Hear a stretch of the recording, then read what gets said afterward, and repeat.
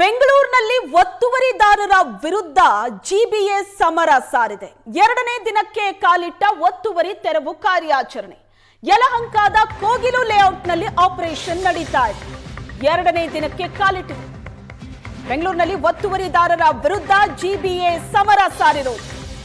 ಯಲಹಂಕದ Kogilu ಲೇಔಟ್ನಲ್ಲಿ operation ನಡೀತಾ ಇದೆ. ನಿನ್ನೆ ಕಾರ್ಯಾಚರಣೆಯಲ್ಲಿ 200 ಶೆಡ್ ಮನೆಗಳ ತೆರವು ಮಾಡಲಾಗಿದೆ. ನಾಳೆ ಮತ್ತೆ 200 ಮನೆಗಳು ಡೆಮಾಲಿಷ್ ಮಾಡಲಾಗುತ್ತೆ. ಡೆಮಾಲಿಷ್ ಮಾಡೋದಕ್ಕೆ ಗುರುತು ಮಾಡಲಾಗುತ್ತೆ. ಸರ್ಕಾರಿ ಭೂಮಿ ಒತ್ತುವರಿ ಮಾಡಿಕೊಂಡು ಮನೆ ನಿರ್ಮಾಣ ಮಾಡಿಕೊಂಡಿದ್ರು. ಆ ಭೂಮಿಯನ್ನ ಅಧಿಕಾರಿಗಳು ತೆರವು ಮಾಡಿದ್ದಾರೆ. ನಿನ್ನೆಯ ಕಾರ್ಯಾಚರಣೆಯಲ್ಲಿ 200 ಶೆಡ್ ಮನೆಗಳ ತೆರವು ಕಾರ್ಯ ನಡೆದಿತ್ತು.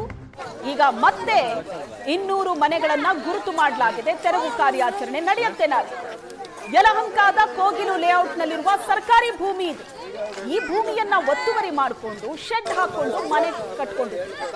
ಸುಮಾರು 200 ಮನೆ ಈಗಾಗಲೇ ತೆರವು ಮಾಡಲಾಗಿದೆ. ಈ ಸರ್ಕಾರಿ ಭೂಮಿಯನ್ನ ಒತ್ತುವರಿ ಮಾಡಿಕೊಂಡು 500 ಶೆಡ್ ಮನೆಗಳನ್ನ ನಿರ್ಮಿಸಿಕೊಂಡಿದೆ. ನಿನ್ನೆ 80 ಕೋಟಿ ಬೆಲೆ ಬಾಳೋ 5 ಎಕರೆ ಜಾಗ ತೆರವು ಮಾಡಲಾಗಿದೆ. ಮನೆ ಕಳ್ಕೊಂಡು ಜನ ಬೀದಿ ಬಿದ್ದಿದ್ದಾರೆ. ನಾವು ಎಲ್ಲರ ಹತ್ರ ಇದೇ ಪ್ರಶ್ನೆ ಮಾಡ್ತಾ ಇದ್ದೀವಿ. ನಿಮಗೆ ನೋಟಿಸ್ ಇಲ್ಲದೆ ನೀವು ಬಂದು ಹೇಗೆ ಡಿಮಾಲಿಷನ್ ಮಾಡಿದ್ದೀರಾ ಅಂದರೆ ಅವ್ರು ಏನು ಹೇಳ್ತಿದ್ದಾರೆ ಅಂದರೆ 2019ರಲ್ಲಿ ನಾವು ನೋಟಿಸ್ ಇಶ್ಯೂ ಮಾಡಿದ್ದೀವಿ. ಇಷ್ಟೇ ಆರ್ಡರ್ ತಗೊಂಡು ನಾವು 21ಕ್ಕೆ ನಮಗೆ ಆರ್ಡರ್ ತಿರ್ಗಾ ನಾವು ಕೊಟ್ಟಿದ್ದೀವಿ. ಇದರಿಂದ ನಾವು ಬಂದು ಡೆಮಾಲಿಷನ್ ಮಾಡ್ತಿರೋದು ಅಂತ ಇವ್ರು ಹೇಳ್ತಿದ್ದಾರೆ. ಬಟ್ ನಿನ್ನೆ ರೆವಿನ್ಯೂ ಮಿನಿಸ್ಟರ್ ಡಿಪಾರ್ಟ್ಮೆಂಟ್ ಆಫೀಸ್ಗೆ ನಾನು ಹೋಗಿದ್ದೀನಿ. ನಾನು ಎಲ್ಲರಿಗೆ ಕರ್ಕೊಂಡು. ಬಟ್ ಅವ್ರು ಕಾರ್ ಹತ್ತಿ ಹೋದ್ರು ನಮ್ಮ ಮುಂದೆನೆ ಹೋಗಿ ಒಳಗಡೆ ಮಾತಾಡಿ ಅಂತ. ಒಳಗಡೆ ಹೋಗಿ ಆಫೀಸರ್ಸ್ಗೆ ಮಾತಾಡಿದ್ರೆ ಅವ್ರು ಏನು ಹೇಳ್ತಿದ್ದಾರೆ ಅಂದ್ರೆ ಏನಿದೆ ಡಾಕ್ಯುಮೆಂಟ್ ತೋರಿಸಿ ಅಂದ್ರು. ಇಬ್ರು ಒಂದು ಔಟರ್ ID ತಗೊಬಂದಿದ್ರು. ಬಂಡೆ ರೋಡ್ ಅಂದ್ರೆ ಇರೋದು ಒಂದೇ ಬಂಡೆ ರೋಡ್. ನಮ್ಮ ಇಟ್ಕೆ ಫ್ಯಾಕ್ಟ್ರಿಯಲ್ಲಿ ಇರೋದು ಒಂದೇ ಬಂಡೆ ರೋಡು. ಸುಮಾರು ಓಟ್ ತಗೊಳಕ್ ಬಂದಿದ್ದಾರೆ. ಅವರು ಸಹ ಮಾತಾಡಕ್ ಬಂದಿದ್ದಾರೆ. ಇದ್ರಲ್ಲಿ ಅಡ್ರೆಸ್ಸೇ ಇಲ್ಲ ಅಂದ್ರು. ನಾನು ಓದಿ ತೋರಿಸಿದೆ, ಬಂಡೆ ರೋಡ್ ಸರ್ ಇದು, ನೀವು ವೋಟರ್ ID ನೋಡಿ ಓದಿ ಅಂತ ಹೇಳ್ಬಿಟ್ಟು ನಾನು ಓದಿ ಅವ್ರಿಗೆ ತೋರಿಸಿದೆ, ಸುನೀಲ್ ಅವ್ರಿಗೆ. ಬಟ್ ಅವ್ರೇನು ಹೇಳ್ತಾ ಇದ್ದಾರೆ, ಇವ್ರು 35 ವರ್ಷದಿಂದ ಇದ್ದಾರೆ, ಕನ್ನಡ ಬರಲ್ಲ ಅಂತ ಪ್ರಶ್ನೆ ಮಾಡ್ತಿದ್ದಾರೆ ನಮಗೆ. ಇದೆಲ್ಲ ಈ ಟೈಮ್ ಅವರು ಪ್ರಶ್ನೆ ಮಾಡೋದಕ್ಕೆ. ಮತ್ತು ಅವ್ರೇನು ಹೇಳ್ತಿದ್ದಾರೆ, ಇವಾಗ ನಾವು ಏನು ಮಾಡಿದ್ವಿ, ಆಗೋಯ್ತು, ಇವಾಗ ನಾವು ತಡೆಗಟ್ಟಕ್ಕೆ ಆಗ್ತಿಲ್ಲ. ಬಟ್ ಅವ್ರಿಗೆ ವ್ಯವಸ್ಥೆ ಮಾಡಿ ಇರೋದಕ್ಕೆ, ಮಹಿಳೆ ಮಕ್ಕಳಿಗೆ ಊಟದ ವ್ಯವಸ್ಥೆ ಮಾಡಿ ಅಂದರೆ ಹೋಗಿ BBMPಗೆ ಮಾತಾಡಿ ಅಂತ ನಿನ್ನೆ ಹೇಳಿ ಕಳಿಸಿದ್ದಾರೆ. ಇವಾಗ ರೆವಿನ್ಯೂ ಮಿನಿಸ್ಟರ್ ಡಿಪಾರ್ಟ್ಮೆಂಟಿಂದ BBMP ಹೆಚ್ಚಾ? ಅವ್ರು ಒಂದು ಫೋನಿಂದ ನಮ್ಗೆಲ್ಲ ಎಲ್ಲ ಪರಿಹಾರ ಸಿಗ್ಬೋದಲ್ಲ. ಅವ್ರು ಯಾಕೆ ಇವಾಗ ನಿದ್ದೆಯಲ್ಲಿದ್ದಾರೆ? ಒಂದು ಅವ್ರು ವೆಲ್ಕಮ್ ಮಾಡಬೇಕು ಅಂದರೆ ನಾವು 100 ಜನ ಹೋಗಿ ಅವ್ರಿಗೆ ಹಾರ ಶಾಲ್ ತಗೊಂಡು ಹಾಕ್ತೀವಲ್ಲ. ಇವತ್ತು 100 ಸಂಸಾರ ಬೀದಿಗೆ ಬಂದಿದೆಯಲ್ಲ, ಅವ್ರು ಒಬ್ರು ಬರಕ್ ಆಗ್ತಿಲ್ಲನಾ? ಅದು ನಮಗೆ ಪ್ರಶ್ನೆ.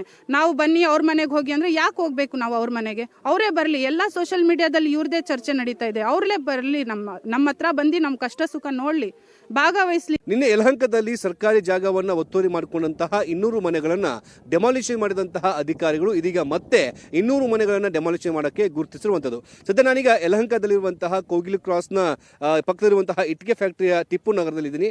ಈ ಒಂದು ಏರಿಯಾದಲ್ಲಿರುವಂತಹ 200 ಮನೆಗಳನ್ನ ಅಧಿಕಾರಿಗಳು ನಿನ್ನೆ ಒತ್ತುವರಿ ಇರುವಂತಹ ಪ್ರದೇಶವನ್ನ ತೆರವುಗೊಳಿಸುವ ಮೂಲಕ ತಮ್ಮ ಸುಪ್ರತಿಗೆ ಪಡೆದುಕೊಂಡು ಕೆಲಸ ಮಾಡಿದ್ದಾರೆ. ಇದೀಗ ಇದಕ್ಕೆ ಅಂಟ್ಕೊಂಡಿರುವಂತಹ ಮತ್ತಷ್ಟು ಮನೆಗಳನ್ನ ಡೆಮಾಲಿಷನ್ ಮಾಡೋದಕ್ಕೆ ಈಗ ಗುರುತು ಕೂಡ ಮಾಡಿರುವಂತದ್ದು. ಇನ್ನು ನಾಳೆಯಿಂದ ಕೂಡ ಇಲ್ಲಿಯೂ ಕೂಡ ಡೆಮಾಲಿಷನ್ ಮಾಡುವಂತಹ ಪ್ರಕ್ರಿಯೆನ ಆರಂಭ ಮಾಡ್ತೀವಿ ಅಂತ ಹೇಳಿ ಅಧಿಕಾರಿಗಳು ಹೇಳ್ತಾ ಇದ್ದಾರೆ. ಈಗಾಗಲೇ 5 ಎಕರೆ ಜಾಗದಲ್ಲಿ ಒಟ್ಟು 200 ಮನೆಗಳನ್ನ ಅಂದ್ರೆ ಶೆಡ್ಗಳನ್ನ, ಶೀಟ್ ಮನೆಗಳನ್ನ ನಿರ್ಮಾಣ ಮಾಡಲಾಗಿತ್ತು. ಅದರಲ್ಲಿ 200 ಕುಟುಂಬಗಳು ಕೂಡ ವಾಸ ಮಾಡ್ತಾ ಇದ್ರು. ಆ ಮನೆಗಳನ್ನೆಲ್ಲವೂ ಕೂಡ ತೆರವು ಮಾಡಿರುವಂತಹ ಅಧಿಕಾರಿಗಳು 80 ಕೋಟಿ ರೂಪಾಯಿ ಮೌಲ್ಯದ 5 ಎಕರೆ ಜಾಗನ ತಮ್ಮ ಒಂದು ಸುಪ್ರತಿಗೆ ಪಡೆದುಕೊಳ್ಳುವಂತಹ ಕೆಲಸ ಕೂಡ ಮಾಡ್ಕೊಂಡಿದ್ದಾರೆ. ಇದೀಗ ಪಕ್ಕದಲ್ಲಿರುವಂತಹ ಮತ್ತಷ್ಟು 100 ಮನೆಗಳನ್ನ ಡೆಮಾಲಿಷನ್ ಮಾಡೋದಕ್ಕೆ ಇದೀಗ ಅಧಿಕಾರಿಗಳು ಕೂಡ ಗುರುತು ಮಾಡಿದ್ದಾರೆ. ಇದು ಇಟ್ಕೆ ಫ್ಯಾಕ್ಟರಿ ಬಳಿ ಇರುವಂತಹ ಮನೆಗಳು.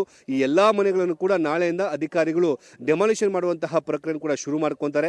JCB ಮೂಲಕವಾಗಿ ಎಲ್ಲಾ ಮನೆಗಳನ್ನು ಕೂಡ ತೆರವು ಮಾಡುವಂತಹ ಕೆಲಸಕ್ಕೆ ಮುಂದಾಗ್ತಾ ಇದ್ದಾರೆ. ಆದ್ರೆ ಇಲ್ಲಿರುವಂತಹ ಜನರ ವಾದ ಏನಂತಂದ್ರೆ, ನಾವು 30-40 ವರ್ಷಗಳಿಂದ ಇಲ್ಲೇ ವಾಸ ಮಾಡ್ತಾ ಇದ್ದೀವಿ, ಆದ್ರೆ ಈಗ ಏಕಾಏಕಿಯಾಗಿ ಡೆಮಾಲಿಷನ್ ಮಾಡಿದ್ರೆ ನಾವು ಎಲ್ಲಿ ಹೋಗ್ಬೇಕು ಅನ್ನೋ ಒಂದು ಪ್ರಶ್ನೆಯನ್ನು ಕೂಡ ಪ್ರಶ್ನೆ ಮಾಡ್ತಿರುವಂತದ್ದು. ಸದ್ಯಕ್ಕೆ ಈ ಎಲ್ಲಾ ಪ್ರದೇಶ ಜಿಲ್ಲಾಡಳಿತದ ಅಧೀನದಲ್ಲಿತ್ತು. ಅದನ್ನ ಬೆಂಗಳೂರು ಪಾಲಿಕೆ ಅಧಿಕಾರಿಗಳಿಂದ ಹಸ್ತಾಂತರ ಮಾಡಲಾಗಿತ್ತು.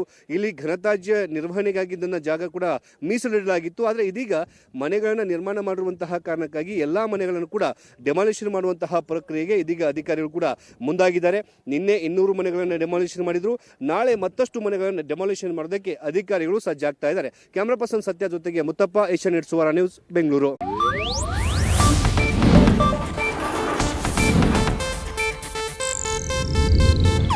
ಇದು ಏಷ್ಯಾನೆಟ್ ನ್ಯೂಸ್ ನೆಟ್ವರ್ಕ್ ಪ್ರಸ್ತುತಿ.